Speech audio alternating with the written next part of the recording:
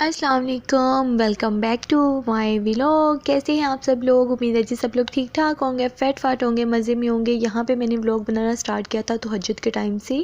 یہاں پہ میں نے تہجد کی نماز پڑھ لی تھی الحمدللہ۔ یہاں پہ سحری کا ٹائم ہو گیا تھا، اب ہم لوگ سحری کریں گے۔ سحری میں میرے پاس یہاں پر ایک انڈا تھا اور ساتھ میں میرے پاس دہی تھا، اور خیر میں نے سحری کی الحمدللہ۔ پانی شانی پئیں گے، روزہ رکھیں گے، سوئی روزہ نہیں رکھیں گے ابھی ہم لوگ، جو ہے نا وہ قرآن شریف پڑھیں گے۔ اس کے بعد پھر ہم لوگوں نے اپنے روزے کی نیت باندھ لی تھی۔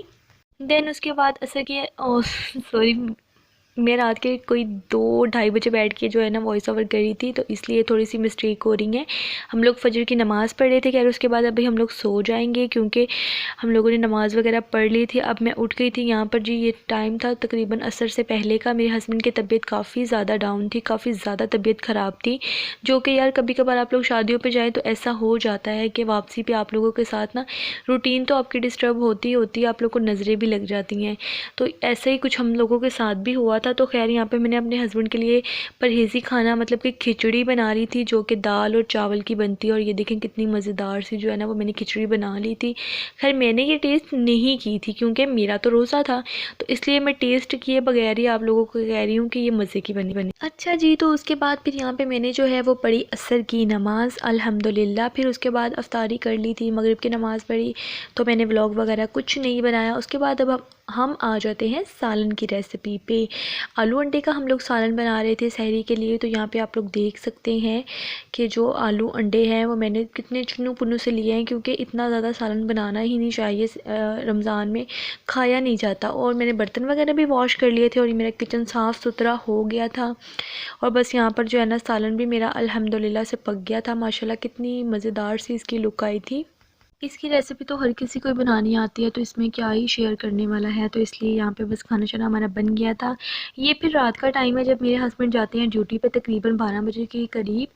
تو یہ دیکھ سکتے ہیں آپ لوگ کہ یہاں پہ میں اپنے ہسبینڈ کے کپڑے پریس کر رہی تھی۔ یہ جی ماشاءاللہ سے رمضان کا چاند تھا، اور میں اور میری بہن اور میری مما جو ہے نا ہم لوگ گئے تھے باہر آئس کریم کھانے کے لیے۔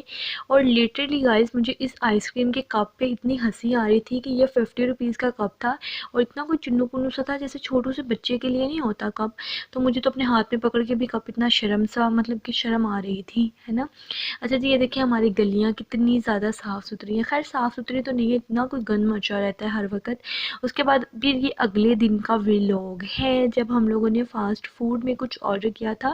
تو یہ جی خان برگر نام کا ریسٹورنٹ ہے جہاں سے ہم لوگوں نے آرڈر کیا تھا، اور یہ یہاں پہ ہم لوگوں نے ان کا پلیٹس شورما آرڈر کیا تھا، جو کہ بس مزے کا ایوریج جو ہوتی ہے نا بس وہی تھا، جس میں سیلڈ تھی، ساتھ میں چکن تھا، اینڈ اس میں مایونیز تھا، اینڈ اس میں جو ان کی چلی والی چٹنی ہوتی ہے وہ تھی، دین کوک، اور اس کی بریڈ تھی، ٹھیک ہے۔